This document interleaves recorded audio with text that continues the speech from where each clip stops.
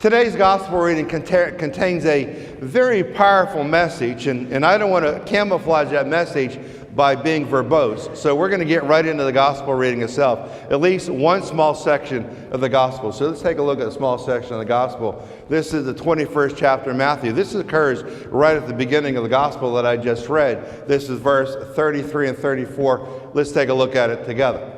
Jesus said to the chief priests and elders of the people, "Hear another parable. There was a landowner who planted a vineyard, put a hedge around it, dug a wine press in it, and built a tower. Then he leased it to tenants and went on a journey." Now, when you look at that section, especially the section beyond, hear another parable. So from that point down to the end, there are three strong symbols. And we have to understand and recognize the symbols and try to figure out what the symbols represent, and in order to acquire for all of us the message of the gospel. So take a look at that section just beyond the word parable to see if you can ascertain the three strong symbols. Does anyone see them? Does anyone see one of those symbols? Just raise your hand and then I'll recognize you and you can give me one of the symbols. Does anyone see it? There are three strong symbols. Let me give you a little hint. There was a landowner. In that little section, what would the strong symbol be? Landowner, exactly right. So we know that one symbol is a landowner who planted a vineyard. What's the strong section in that part, the symbol? Vineyard, exactly right. So now we know there are two strong symbols, landowner, vineyard, and then he leased it to tenants. What's the strong symbol in that part? Tenants. So let's put that all three together. The landowner, the vineyard, the tenants. That's going to be the message for this morning. Now what we have to try to ascertain is what these items represent. So let's take a look. The landowner. Who is the landowner? God's the landowner. And then the vineyard is a reference to what? That's right there. And then we are what?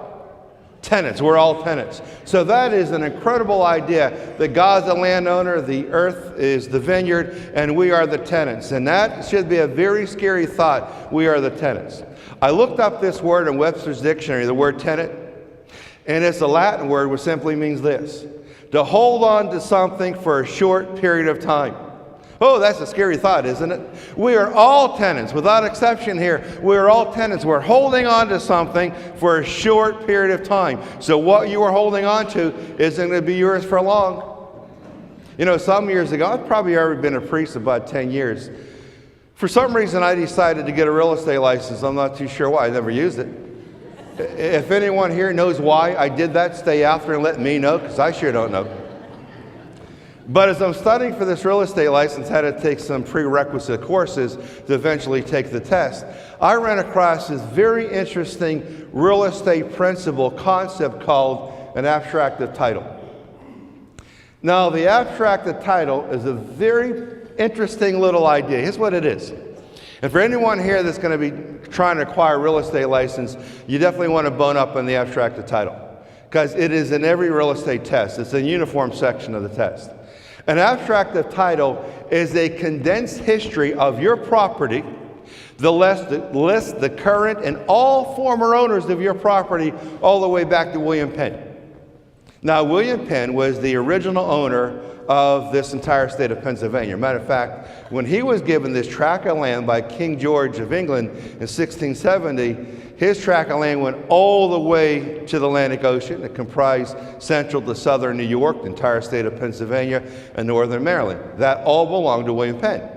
So a good abstracted title lists all the former owners all the way back to William Penn. Now you might be saying to yourself, Father Ken, that can't be, because I built my house. No one ever lived in my house before I built it.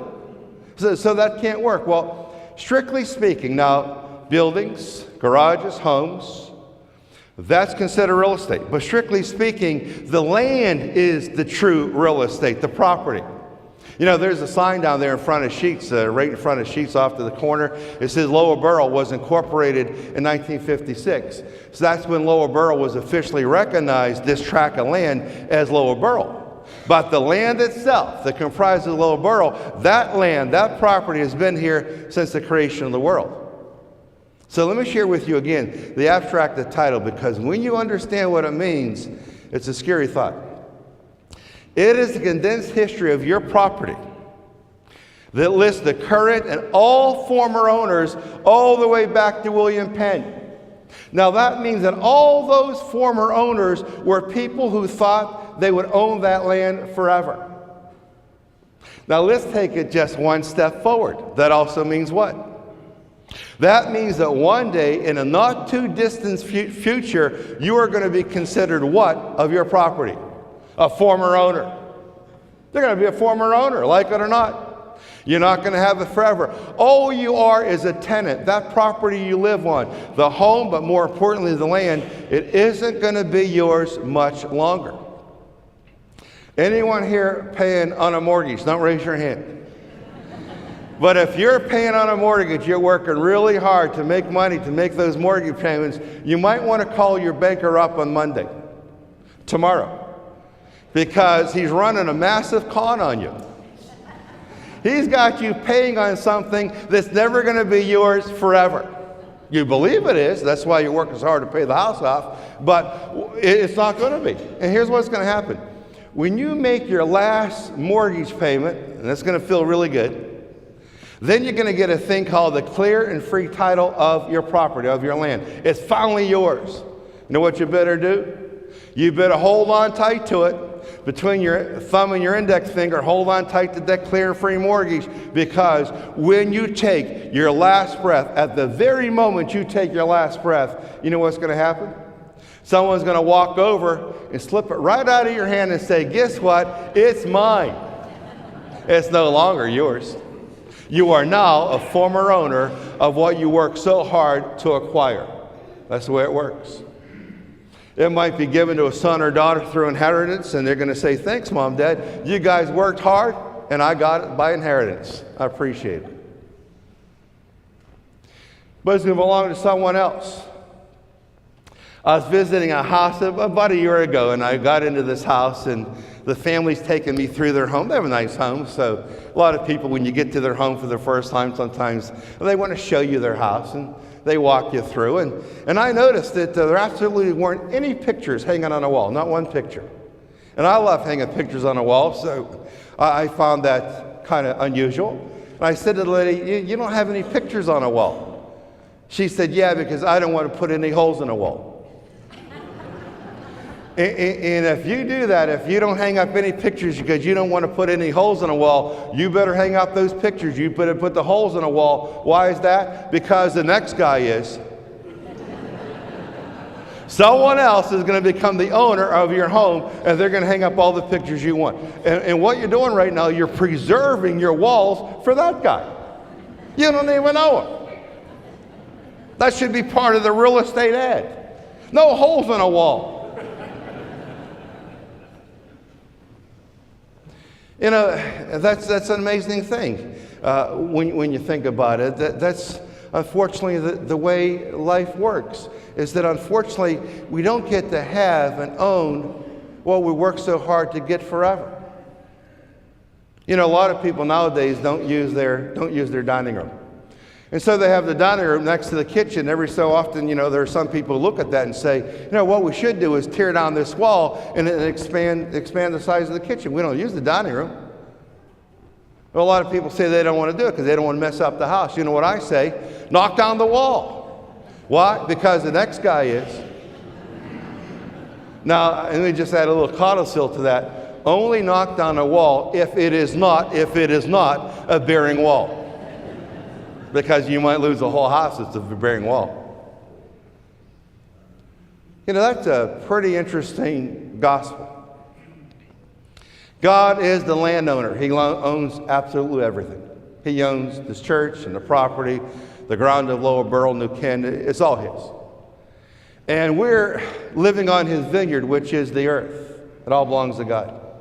And all we are, and this is what without exception, we're all at the same level on this one. We are just tenants. We are just here for a very, very short period of time. And if you're not 40, 50, 60, or 70, the amount of time you will still be here is a lot shorter than the day you were born. Just a short period of time. So make sure that in life you possess your possessions, but don't allow your possessions to possess you. because it's not going to be yours for a while. Enjoy what you have, share what you have, appreciate what you have, wear it out, use it, celebrate it, because it just isn't going to be yours for that long. You will one day, in an abstractive title, be listed as a former owner of your property.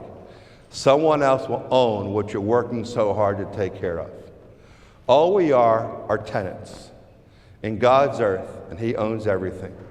Enjoy, appreciate, use what you have, because all you are is the same thing I am.